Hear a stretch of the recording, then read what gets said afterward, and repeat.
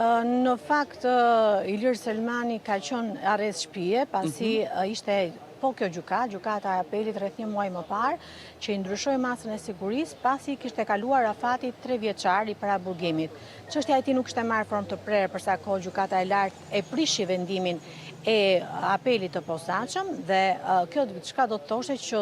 Ilir Selmani i llogaritej koha e paraburgimit e cila kishte kaluar nga 3 vjeçari që ishte e domosdoshme. Megjithatë, edhe trupi gjykues të gjykatës së apelit do duhet desh më shumë se një muaj që ta shqyrtonte çështjen sipas vendimit të gjykatës së lartë, e cila kishte urdhëruar që të shqyrtohej sërish në apel, por me një tjetër trup gjykues. Për shkak se ishin konsumuar të gjithë gjyqtarët e gjykatës së apelit të posaçëm me këtë çështje, atëherë Këshilli i Lartë gjyqësor kishte urdhëruar që duhet ishin 3 gjyqtarë të tjerë dhe u morën 3 gjyqtarë nga gjykata e apelit të jurisdiksionit të përgjithshëm, të cilët e shqyrtuan çështjen. Ata ishin që e ndryshuan masën e sigurisë, ata ishin dhe që vendosën dhanë dhe vendimin përfundimtar ditën e sotme në orën 9, duke lënë në fuqi edhe dënimin e mëparshëm për Ilir Selmani, duke e dënuar sërish me 28 vite burg, sa i takon ngjarjes së ndodhur për vrasjen në vitin 27 gusht të vitit 2019 për vrasjen e ish efektivit Santiago Malco. Pra, sot në ndryshim nga herët e tjera ku Ilir Selmani është pritur vetë në gjykatë i shoqëruar me efektiv policie, ditën e sotme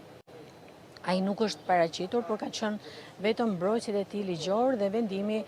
u shpall në gjykatën e posaçme të apelit. Duhet ky vendim i dhënë nga gjyqtarët e apelit të posaçëm, në këtë rast 3 gjyqtarë të ardhur nga apeli i jurisdiksionit të përgjithshëm, duhet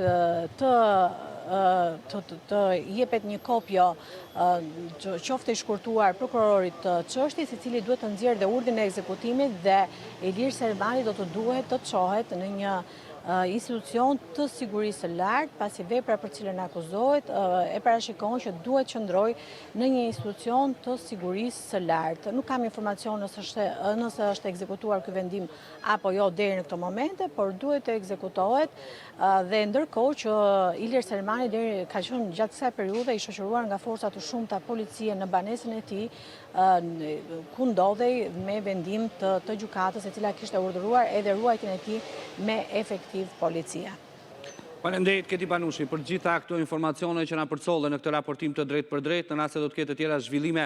dhe informacione nga SPAK dhe GKK, menjëherë do të kërkoni linjën për të lidhur së bashku.